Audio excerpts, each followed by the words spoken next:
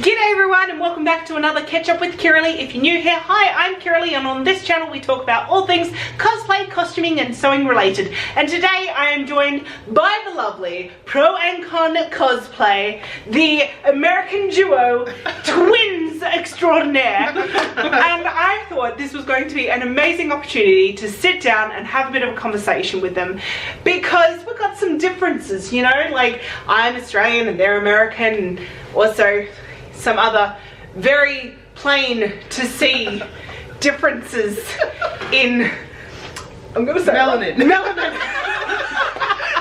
I said melatonin before. Yeah. There's probably some of that too. Yeah. With sleeping.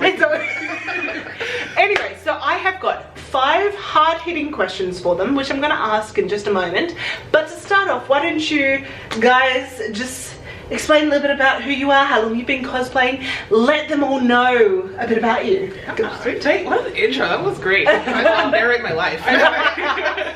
We're Pros and Cons Cosplay. I go by Pro, they go by Con. We've been cosplaying for forever. We cosplay, making our own stuff, lots of craftsmanship focus. We also compete quite a bit. We run shows, and we also work a lot in the cosplay community to try and make it a more inclusive environment for all folks with a DEI or diversity, equity, and inclusion focus. Actually, perfect intro. That is basically what we do. We've been doing it for so long now. It's just like, how can we make the cosplay contest, especially the competition side of things, as inclusive as possible? And so that's an area that we're really, really passionate about. And they do such an amazing job, and you guys are insanely talented. I mean, someone has just represented America, just saying, over in the Crowns, what is it? The Crown Championship of Crown Championship. I'm like, did they change their name? I don't know. I think yeah, that's right, yes. Yeah, and did a absolutely wonderful job. Thank you. Totally kicked ass, and your photo of you going like it was so funny. is now ingrained in my head forever. Oh my god, it was so cute. It was really precious. Thank you. Thank And you know, support extraordinary. I was a handler and water distributor and fanner and emotional management. Wow. It's okay. Most important job. She did a really good job. The hardest job, yeah. And not starting off the questions just yet, but I will ask this question. Did you find that the competition in, because it was held in the UK, wasn't it? Did you find that that was a different vibe to American conventions? Because I've certainly found that American conventions have a very different vibe to Australian conventions, so I want to ask you that question. That's a really good question. I think because America has so many conventions, it didn't feel that different to me because there's so many here that, and they're all very, very different. I was very used to like, oh, this one's not like the one over here versus the one over there. The also incredible privilege I had, I speak English, there's also an English speaking country, so it wasn't too challenging to navigate. I think there were some definite differences, like the types of food available, like the cost rate. I was like, what is this, what is it, the sandwich situation we got? It was like a kebab situation, and I never had doner kebab. Doner. You've never had a doner kebab before? I've had it, but it's not called, like, we just call it, like, I don't know, meat cone sandwich. I don't know, I never called meat it that cone. Yeah, we were just like, I'm gonna call it a meat cone from now on. And like, that might just be a we live in the Midwest, so that maybe, but yeah, there's peas with the fish. Oh yeah, that's true. Yeah, the mushy peas? Yeah. That was really wild. But overall, it was a really great experience. The show itself was awesome, well put together, just phenomenal. Other competitors I got to work with, I will gush about them from now until the end of forever. Just a beautiful time. So I think it was really, the green room experience is a little bit different. Maybe it's because of the location that we were in. I think, you know, and this isn't like a stereotype, maybe it's a good stereotype for Americans, they're just very friendly and like to just chat with people and like, you know, so that was cool. Like everyone was willing to like chat with us, you know. I know we're all like tense in the room and trying to like focus on our thing, but most people were really just willing to chat and have a good time. So yes, nice. Well, I'm so glad, and I will say that when I was fortunate enough to be a guest at Holiday Matsuri, check out that video if you haven't already. The green room situation there, I was just spoiled for choice. I was like, what are all these things, like Funyuns? What is that? That was so funny. I love that. I was like, Funyuns, I grew up eating these. my favorite snack as a kid. It was really interesting. Anyway, are you ready to get into some hard-hitting questions? Let's do it. All right, excellent. Here's something I prepared earlier. So, all right, the first question is there racism within cosplay in America? Yes. Yes. Yes, there is. Yes. And what does it look like? Because there's obviously racism in Australia, but it's. I feel like it's different somehow than racism within Australia. And like I'm very white. You know, I'm basically next to translucent at this point. So my experience with racism is non-existent. So I would love to hear from you guys about like what is it like in America? Yeah, I think part of it's like the way that our country is founded, right? The entirety of the United States is built on colonization. So it's interwoven into our very culture, and of course it bleeds into cosplay. So within the cosplay community, I think a lot of times there's this fable or this fictionalized idea that racism is not a thing, we're all just having fun in costume, but in reality that's not the case. Like, you get discrimination, you get people that say really negative things about you being in cosplay, especially cosplaying characters outside your race. You get, you know, on top of the other isms in society, you get that as well. I'm just here, I'm just like I know, yeah, it's, and I think a lot of it is kind of what you point out, is because of our country's history. I mean, there's so many other cultures, other races that have been historically marginalized in the United States. I mean, I could name them all, but like, you know, we've got African Americans, and we've got, you know, our Hispanic Latino community, we've got, you know, our Asians, and just really, if you name a variety of human being, frankly, they probably experienced some kind of oppression within our country, and so that plays out a lot in cosplay. And I think it comes out different ways depending on the type of cosplay that's happening, right? You know, in the competition scene, we see a lot when it comes to like the accuracy situation, right? Where this skin color doesn't go away. I'm not putting on makeup to not be black. That's who I am. That's what I am. And to be discriminated against it because you're cosplaying a character perhaps with paler skin or who is white or any other race, frankly. But then, like, and I don't mean to jump in, but like, we're at an anime convention. Technically, every single character here is of an Asian descent. You just opened up a can of worms. Because of the way they look on TV, you have a lot of, I'm just gonna be frank, like the white folks don't understand that these people are Japanese. Like, if you're looking at Usagi Tsukino, Sailor Moon, right? She's Japanese, but because she's blonde and has blue eyes, a lot of the white folks just don't. They're like, oh, this is a white person. Her name is Usagi. What part of that sounds white to me? Right? I read a really interesting interview a couple of years back, and they were interviewing Japanese people about looking at Usagi, and they're like, what nationality or what race is she? They were like, oh, she's Japanese. Her name's Usagi. Like, you see anime characters have all sorts of hair color, all sorts of, you know, eye colors and all the other thing. They're still like Japanese, and usually they're pretty explicit in an anime when they're not Japanese, right? So, so I think that's a thing. Like, I think a lot of white folks have a hard time seeing racial as difference, and that some phenotypes are like present in many different races. It doesn't mean that they're white. It doesn't mean that they're X race. It's a phenotype, right? So that your genetics and phenotype are a whole different thing. Whatever's in your genes might come out looking totally different. So yeah, I think a lot of white folks have a hard time figuring that out. So yeah, that's part of the discrimination. That, like, we've had it happen to us multiple times. It's online. We had a cosplay contest where we didn't win an award once, and the judge flat out said, I didn't give it to you because you're black. And we're like, all right, well, that's awesome. That show is. And that's why you now do panels about how to judge. Right, exactly. Exactly. Yeah. Don't say that to your competitors. Don't judge like that.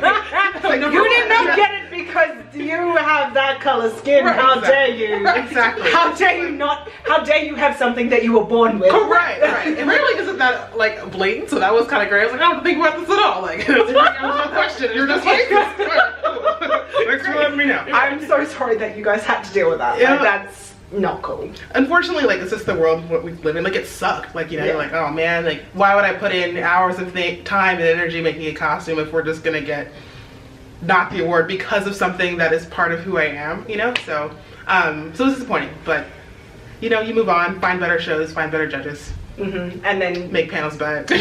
Slam them in interviews. Yeah, exactly right. You know, for the internet to see. Befriend Australians to like get it underground on the other side of the world first and work away. Yeah, great. Well, thank you so much for that one. Second question, moving on now. What do you think of the term competitive cosplayer? So if someone was to describe themselves as a competitive cosplayer, rather than just oh, I'm a cosplayer, or I do cosplay because I like the photos. Like, how would you feel about someone being all like, I'm a competitive cosplayer? You know what? I think it depends on the venue, because I use it to describe myself sometimes. Because if you're just having a casual conversation with somebody, you're like, oh yeah, and trying to get to know someone, they're like, oh yeah, I compete regularly, that automatically lets me know what kind of mindset you are when you compete, like when you put on your cosplay. You're a person that's like craftsmanship focused, or a person that's performance focused. Like, your impetus for putting on cosplay usually is because you're in the competition scene. So that doesn't bother me. But if you're doing it as like a weird flexing moment to like brag and be like, I'm better than you, like that's just silly, you know. But I think it's just another avenue of cosplay. Like, it's the same thing as saying like, I'm a cosplay model, or I am a cosplay MC, or I'm a cosplay, I don't know, burlesque performer. Yeah, a competitive cosplayer doesn't have like a negative connotation to me. I think it's just the way that it's brought up. If you're doing it to be weird and like, I don't know, show a power play somehow, then yeah, that's like odd. But like, it's just, to me, it's just a way to describe who you are. Is that a thing that you've seen in Australia? So, not so much in Australia, but I've heard of it online, that there is, that it's more of a term that has been used more prolifically for people who are going out of their way to enter cosplay competitions. And big cosplay competitions, and it's not so much, and they're like, yeah, I'm a competitive cosplayer, and it's not so much them that like people are having an issue with it. It's like people who are then taking offense to the fact that they're defining themselves as that, and that they're like, well, cosplay is so much more than just competition, and like I like, it has this negative, in some circles it has a negative connotation for being a competitive cosplayer. But like, I described myself as being a competitive cosplayer, and I was like, well, no, that's not changing. I feel like there are some really strange areas of controversy that kind of sprout up for no reason sometimes. I don't know the impetus of this one, but that seems very bizarre to me of why. I think you're right. It's just a delineation of like, this is the way that I choose to cosplay. I'm not offended by people saying I'm a cosplay model. I do think in the cosplay community, sometimes people feel like the competitive folks feel like they're better than everyone else. But some of them do. But some people do. Some people do act that way. That's absolutely true. But I just feel like cosplay is such an opportunity for people to explore in whatever way that they want to, that there's no reason to have all this dumb I'm going to call it's dumb. Like, why are we arguing about stuff? Everyone has their own lanes. You can be in multiple lanes at once. Like, who cares? I'm not worried about what you're doing over there. I'm doing it doesn't matter, you know. So it's annoying to me. and it's so true. And the thing is that being a competitive cosplayer, like for me, it's been great. Like, I mean, I've been able to travel the world. I've now gone to Japan twice because of cosplay. I've gone to France because of cosplay. I'm now in America because of cosplay. And the reason why I'm in America is because of the fact that I've proved myself in these other competitive cosplay competitions that, you know, I can hold my own. Yes, I'm gonna be proud. More than hold your own, ma'am. More than hold your own. All right, next question, and it is, what are the no-go cosplays? Ooh, good question. So I think this kind of goes back to our conversation about like diversity, equity, and inclusion. Cosplays from marginalized communities, but there's an asterisk near that. For example, if you want to cosplay as Black Panther, in my opinion, that's totally fine. I think there's other people that may disagree just because of the I'm just there going, oh, I'm so uncomfortable. You're okay. Like, I think that cosplays that are, we'll just like keep it simple for folks, like things that are from national tragedies. Maybe don't cosplay as something Pocahontas, you know, or like world disasters, like the coronavirus, you know, or things like that. Just like nothing like that is going to be illicit. Like, cosplay's supposed to be fun. It's supposed to be something that elicits joy and peace, but not anger and consternation. So cosplaying is like, I don't know, a burning building from a national tragedy, not a great idea. So I think those are definitely off limits. Or wearing like a Nazi uniform. Nazi uniform, exactly. Things that were part of any sort of genocide. Just casually avoid genocide. A good metric by which to assess whether or not you should cosplay the thing. Right, and I think personally for me also, things that have very significant cultural significance, even if it is fiction, or I guess you're depending about fiction and non-fiction. I don't cosplay as deities from religions I'm not a part of, you know, so it's not, I don't know how those people might interpret that. It's not my religion. It's probably something very revered. just stay away from it. So yes, I think it's very relative, right? Like kind of as we were saying with how racism looks in one country may look a little bit different in another, and so I think a lot about that. What happens in America will look very different in Australia, will look very different in Spain, will look very different in Mexico, things like that. And so just kind of being aware of my space, for me personally, because we have such a sordid history in our country with pretty much every culture, try to avoid anything that has that tumultuous history. You know, I don't wear things for artifacts from other cultures, especially if they have historic significance, religious significance, sometimes even personal significance, just because of the connotation. But I'll also note, like, cosplay is a very global thing, and we post things online, so those things are going to circulate all over the world, and you never know who's going to get a hold of it. So my personal sort of rule is just like, you know, something that I can defend, not going to cause somebody additional unnecessary consternation. There's so many characters out there that I could just pick the non-offensive one. You know? So it's pretty, you know, it's true. It doesn't take too much work to kind of be sensitive towards that sort of thing. And you can like pick and choose elements too. So I had this conversation about somebody that wanted to be Shuri from Black Panther. Fine with shirt, go ahead, but don't put on the braids and then leave the face paint alone, like no touchy, you know, because that's not my culture, so I wouldn't want to put that on. It was a white person that wanted to cosplay her as well. Like, well, what other hairstyles can I do? Because braids and black hairstyles are very politicized, right? So just stay away from things that are really culturally significant and you'll be fine. Wear a curly wig, I don't know. In addition to that, like, no weird accents or like, you know. Do people do that? Yeah, yep. Or changing your face shape, like the eye tape. I've seen that before too, to like make themselves look a little bit more Asian, and I'm just like, this is not. So no black or brown face. No black or yellow face. Yeah, or yellow face too. Yeah, exactly. Like just anything that you're like born with, just like let that fly. But yeah. Interesting. Okay, and now next question, kind of going on that, what is a character that you would love to do but would absolutely never do? Because I have so many. So like, I love Mulan, would never ever play Mulan. I also, one of my favorite characters from The Boys is Stormfront. Would never do Stormfront. Like that is such a no-go, do not touch, ever. Like such an amazing character. Pretty good design. Never will you see me as Stormfront. I hard agree, yeah. There's like those characters just like, oh, this person's like awful. It's a good character and it's a good costume. Yeah, I totally agree. And there's honestly not too many that are on my, I would do this, but I can't list. But I will say there's a lot of,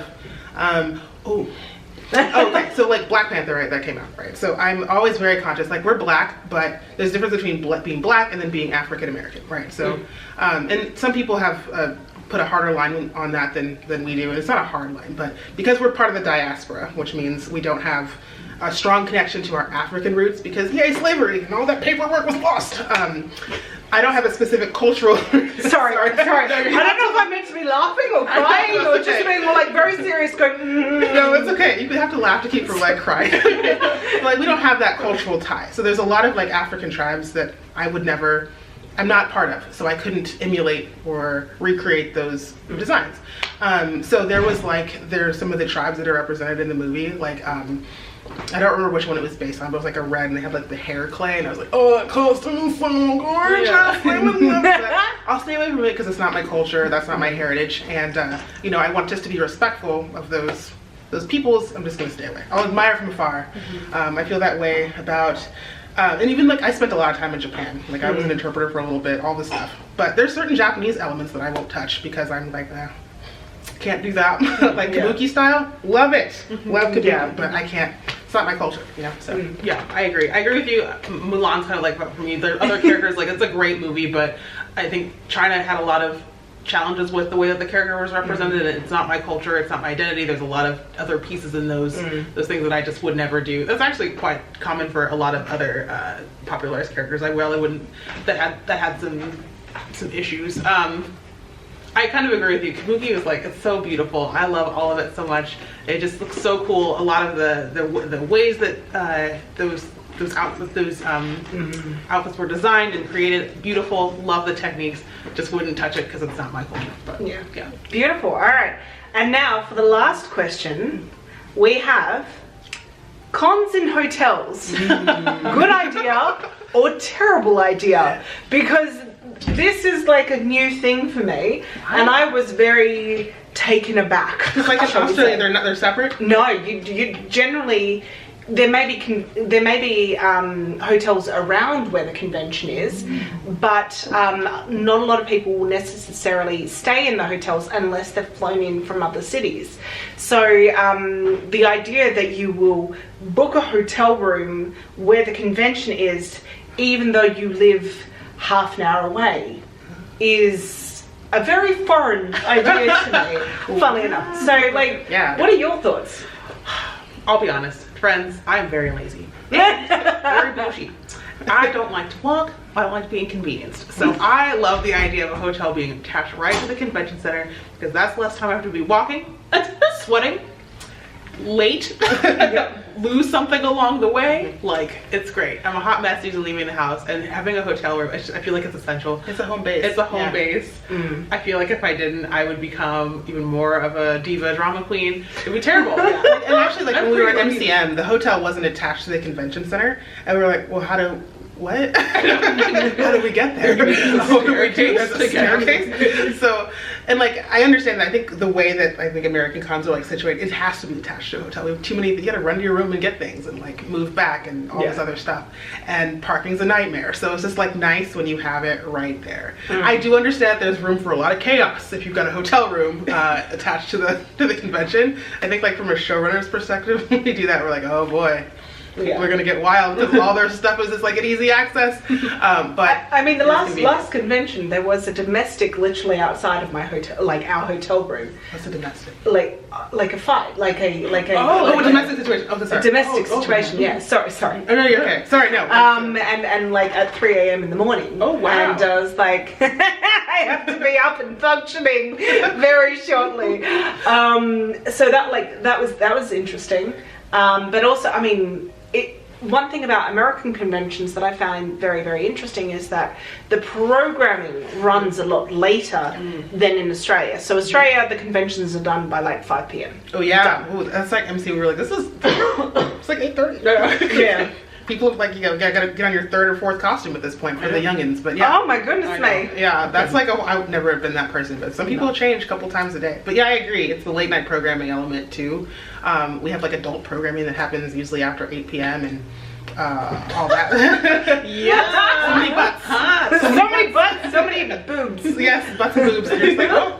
This won't happen. I was right there. I was, but like, you know, and also I think within, you know, the American culture, you know, there is that that area, shall we say, for potentially more adult themes, shall we say. Not so much at this convention, but at Holiday Matsuri. Oh, yeah. It was very, like, as an Australian, it was very confronting at 10 a.m. to see that one. Whoa! I was not expecting that. I haven't even had breakfast yet. But like, it was amazing. But yeah, look guys, thank you so much for being a part of this and talking about your experience. Absolutely amazing. You are both amazing human beings, and I'm so glad that I finally got to meet you guys in person. Yes. It's been a while coming, let's be honest. Yes. But yeah, it's so wonderful to get a different perspective, and I'm so glad. Oh, wait, there we go. The kid's going out of focus. I am so glad to have such a different perspective than my own, being out there for everyone who dares to watch this video.